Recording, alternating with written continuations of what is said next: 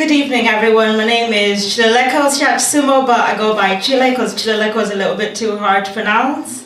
And I'm a PhD student here at Newcastle University in the Centre for Life by the train station. And I started in September, so when I first started my PhD, I would make sure I was in at work 8 a.m. in the morning, before my supervisor, before any other senior members of staff, just to show that I'm dedicated and I work hard. Now, when you arrive at 8 a.m. in the morning, you have to use the out-of-hours access. And when you use the out-of-hours access, you have to ID anybody that gets in at the same time that you do. So one morning I was going in, headphones in, and I noticed somebody in my periphery tailgating me. And so I took a headphone out and tried to listen whether they were still following me and slow my step down, make sure they were still not following me. And she kept following me, and I turned around and asked her for her ID, and it turned out to be a head of department that I should have known and met at orientation, and I wanted to die in shame. And so, not caused by that experience, but 8 months in, I have become, I don't want to say a lazy PhD student, because some of my lab mates are here today, but I do not plan my experiments around my life. I do not plan my life around my experiments anymore. I plan my experiments around my life. And I do a lot of overnight incubations for just about anything I can manage.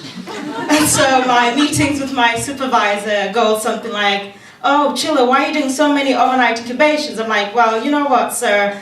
I think the cells need enough time to take the drug up, and they will divide quickly and better with the drug overnight." Meanwhile, I'm just thinking, I do not want to have another late night in the lab. And I even make excuses for myself. I'm like, all right, okay, this week I don't feel like doing that much work. So my cells are not growing that well this week. I think they're a little bit unhealthy. Maybe next week they'll be feeling up to it.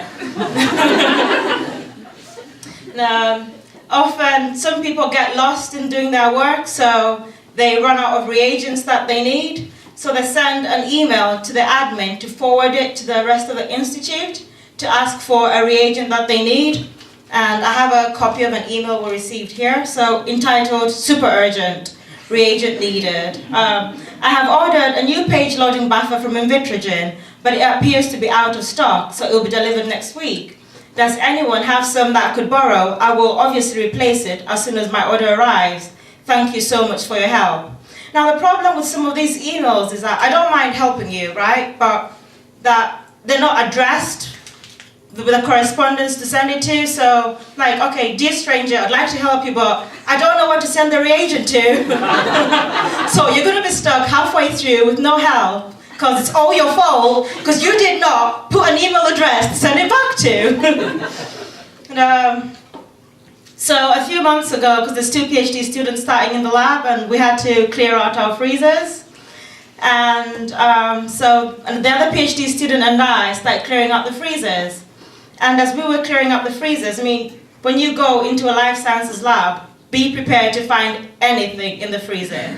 Just about anything, right? I work on male infertility, and so we study spermatogenesis, so just what happens, what goes wrong when sperm is being formed.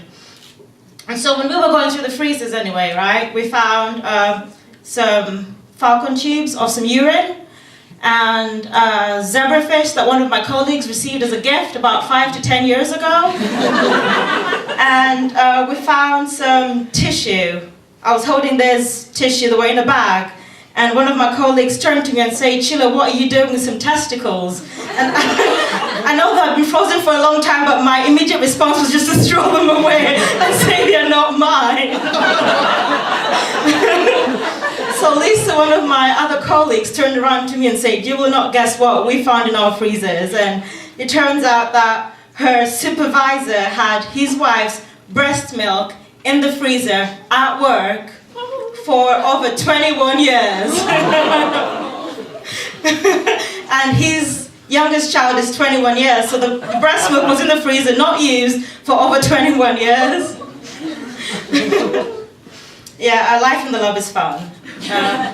Our supervisors hardly come into the lab. when they do, it's a matter of, ooh, what's he doing here? Oh, has he come to speak to somebody? So supervisor walked in the lab with a lab coat, very surprising, with a styrofoam box. And so he started to pour whatever contents he had in the styrofoam box down the sink. And as he was pouring it, we realized it was dry ice. Now, dry ice causes the pipes to burst when you pour it down the sink. So we didn't have the nerve to stop him because he was already halfway through. And as soon as he was done, one of my colleagues, Lisa again, tried to distract him so we could covertly remove the dry ice and just leave it on the bench to evaporate. Because that's all you need to do with dry ice. Just leave it to evaporate in a well-ventilated room. Not hard to do, is it?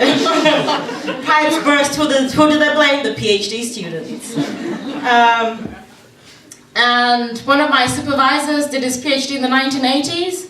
And he was telling us a funny story about something that happened to him. He was coming from the abattoir, because sometimes we work with animal tissues, animal samples. And so he was coming from the abattoir with some samples going to the lab. So he had this box of dry ice in his car with some tissue, and he was on his way, rushing to go to the lab to analyze his samples. And it turns out he was over-speeding, and so the police stopped him to question him.